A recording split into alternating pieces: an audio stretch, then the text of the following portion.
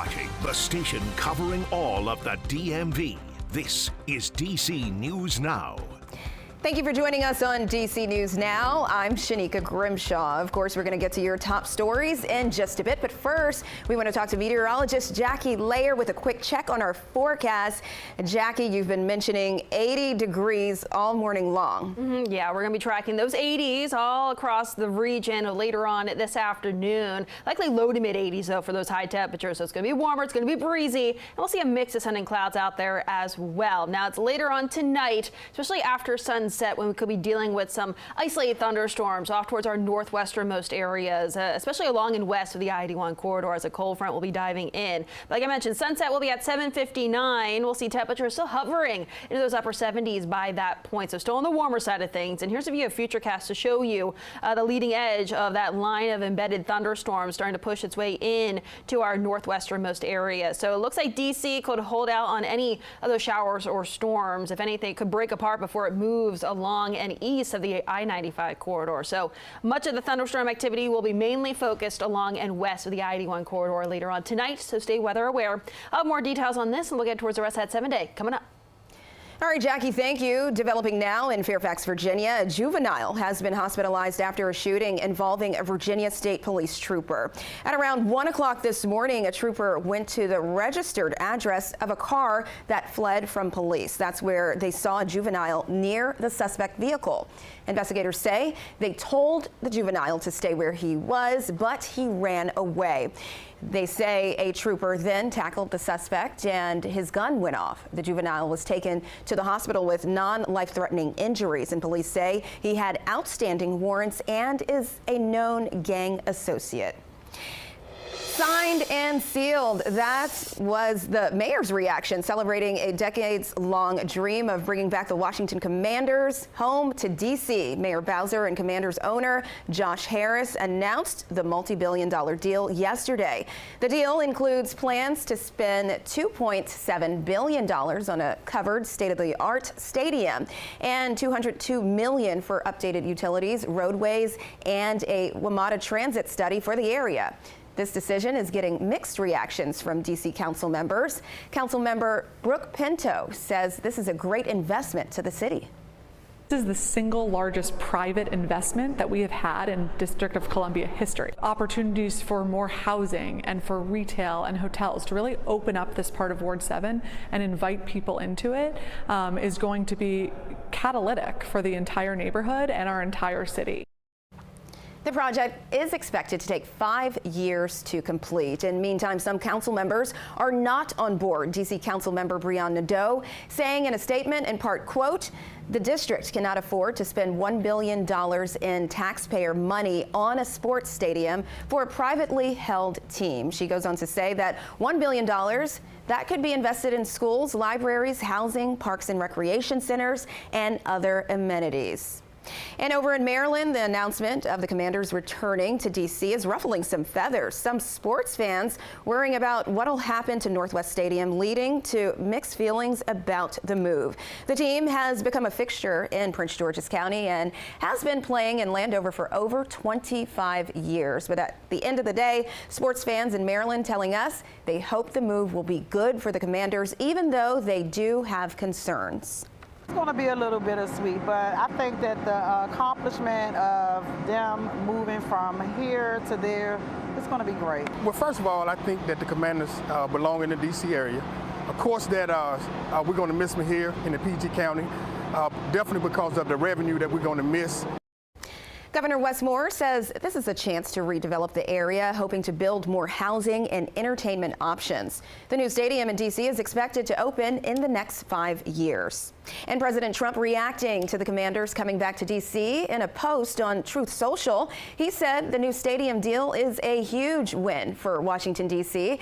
and for the team's incredible fan base. He says we're making Washington, D.C. great again, one step at a time. And speaking of Trump, today marks the president's 100th 100th day in office, Trump has taken an aggressive approach in attempting to fulfill his promises. Within the first 100 days, inflation has been falling, and it was at 3% in January and nearly 2.5% last month.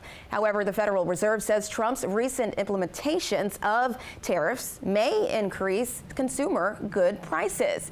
And the crackdown on illegal immigration, ICE has arrested large numbers of undocumented people in parts of the country. Last month, the number of people crossing the U.S. border from Mexico was a little over 7,000, in contrast to 47,000 people in December last year during Biden's presidency. And Trump downsized the federal government with the help of DOJ. Trump appointed billionaire Elon Musk as head of the department, and DOJ has accessed sensitive data in many federal agencies and pushed for cuts. Tens of thousands of federal workers have been laid off so far. And a New York Times investigation is shedding new light on January's deadly crash over the Potomac. It's revealing what may have gone wrong in the moments leading up to the disaster. DC News Now's Haley Milon spoke to experts about the findings. New York Times investigation says poor communication, pilot error, and an overworked controller managing two roles led to the collision of an American Airlines regional jet and an Army Black Hawk helicopter, killing all 67 people aboard the two aircraft. One little event doesn't line up, then there's no accident. Aviation litigator Jim Brockley says multiple things went wrong ahead of the January 29 crash over the Potomac River, the deadliest in the U.S. in decades, killing 67 people. This week, a New York Times investigation revealing layers of missteps. Just after 8:40 p.m., the three-person Black Hawk crew conducting a training mission, flying at an altitude of higher than 200 feet, too high for the high-traffic corridor, also operating without an ADS-B or real-time locating device, which is standard for Army crews conducting secretive missions. An air traffic controller working double duty due to a tower staffing shortage granted the Black Hawk crew visual separation, allowing pilots to navigate by sight. In Brockley's mind, a dangerous modality during an urban nighttime flight. It's just kind of ripe for disaster. The passenger jet approached a rarely used runway, something the Times report claims could have blindsided the Black Hawk pilot. Transmission data show that the controller asked the helicopter to pass behind the jet. Cockpit recordings suggest that radio chatter obstructed that critical instruction. The Army flight instructor told the pilot to turn left, but for unknown reasons, the Black Hawk didn't turn, colliding with the jet 15 seconds later. At any time, he could have took over and maneuvered it out of the way. Brockley says the airspace congestion must be addressed. It's just been by kind of dumb luck that we haven't had a tragedy sooner. That helicopter route is closed to virtually all air traffic for now. The NTSB is set to share a final report on the cause of the crash in 2026. I'm Haley Milon. Back to you. All right, it's time to get a full check on your forecast with meteorologist Jackie Layer. Jackie, I'm seeing those temperatures and it's looking nice. Yeah, it is going to be quite nice out there later on. Today's going to feel summer-like as we'll see high temperatures climbing back into those low to mid 80s across much of the area. We'll be breezy though, but it's that warm breeze coming in out of the south-southwest. Some of those winds sustain 10 to 15 miles per hour, a few gusts right around 30 miles per hour. Now later on this evening, sunset is just before 8 p.m. So our first 8 p.m. sunset of the year is actually tomorrow, the final day of April. We'll see temperatures still hovering into those upper 70s by that point. But like I mentioned, highs today into those 80s across the map. Slightly cooler over towards Annapolis and Lexington Park, right around 80. But farther inland, we could see those mid to upper 80s along parts of the I-81 corridor. That's out ahead of a cold front that'll be swinging through. That severe outlook, though, certainly can see that bullseye on that regional map. That's back over towards Ohio as well as western Pennsylvania for some of the strongest severe thunderstorms expected later on today. Now closer towards our area, western Maryland, parts of West Virginia, and also into north central Maryland and parts of Virginia too, included in a marginal or a slight risk. So marginal, that's in those areas shaded in green, and that includes Hagerstown, the rest of the I-81 corridor too in our area, and then back over towards western Maryland, parts of West Virginia, slight risk. So marginal risk, that's the lowest on our severe scale, and then we have that slight risk, which is 2 out of 5 on that severe scale. So a little bit more elevated the farther west you go, associated with this embedded line of thunderstorms thunderstorms all moving later on tonight ahead of that cold front. Cold front diving in just a little bit after sunset as we have 8 p.m. Then as we look towards 9, 10, 11 p.m. as we have some of those clusters of storms starting to push their way in along and west of the I-81 corridor. So as they do move their way farther south and east, they do appear to break apart and weaken. Could we get clipped by a shower or two for parts of the I-95 corridor? Yes, but that really holds off to at least after midnight tonight. So we're looking at the bulk of our day today dry for areas to the east, but farther out towards the north and west, certainly need to be weather aware for the potential for some damaging wind gusts under any of those stronger thunderstorms later on tonight. And then cold front clears the area into your Wednesday morning, likely starting off with some clouds out there tomorrow morning before we clear things out a bit. And we should be seeing a mix of sun and clouds out there Wednesday, maybe a stray shower chance, but overall Wednesday looking mainly dry.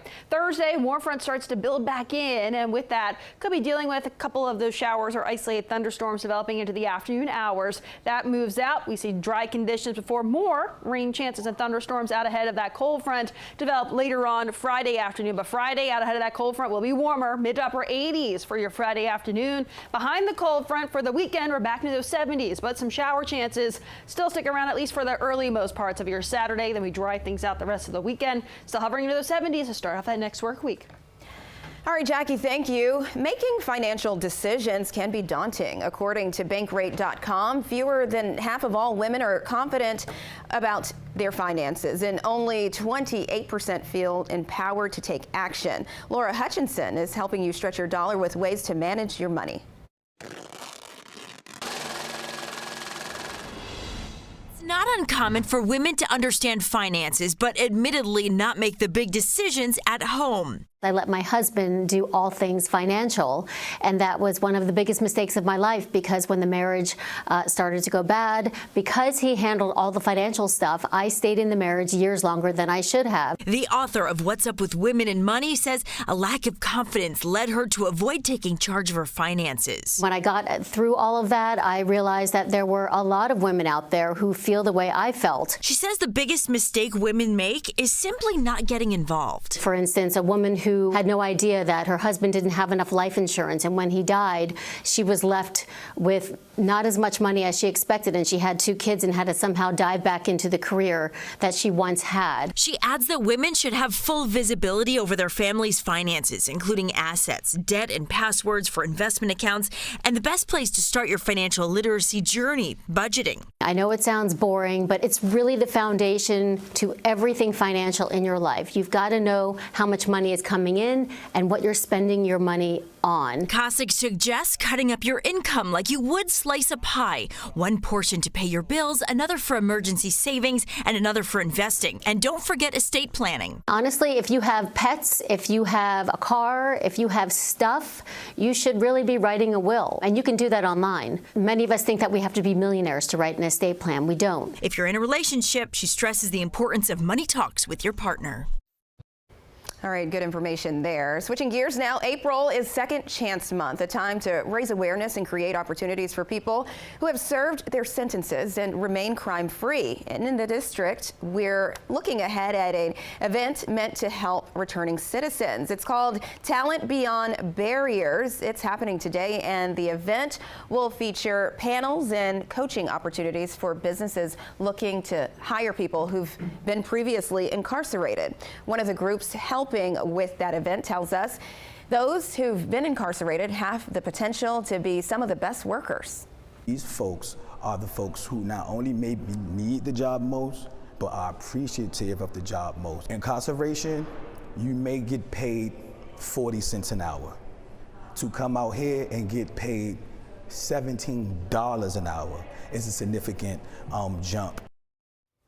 Now, if you're interested, the event is free. It's happening at the True Reformer Building. It starts at 2 p.m. to 6:30 p.m. and organizers ask that you register online to attend.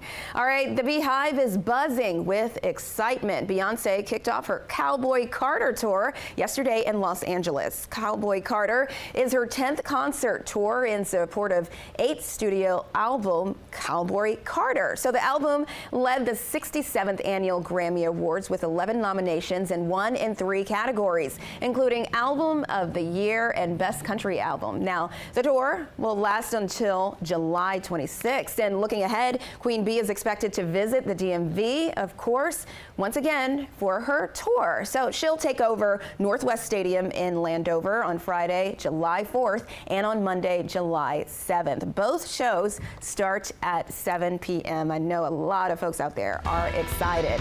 All right, that's all the time we have for you this morning on DC News Now. Be sure to stick around for more news and weather coming up on the news at noon.